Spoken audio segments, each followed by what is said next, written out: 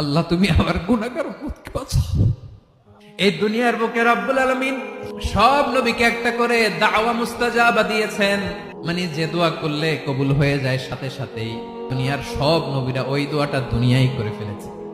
বিশ্বনবী বলবেন, আল্লাহ ওই স্পেশাল দোয়াটা দুনিয়াতে করি নাই, আজকে আমি তোমার দরবারে দাঁড়িয়ে কিয়ামতের দিন ওই দোয়াটা করছি। আল্লাহ আমার যে উম্মতের হৃদয়ে যাররা পরিমাণ ঈমান আছে, আমার একটা উম্মতকেও তুমি জাহান্নামে ঢুকাতে পারবা না।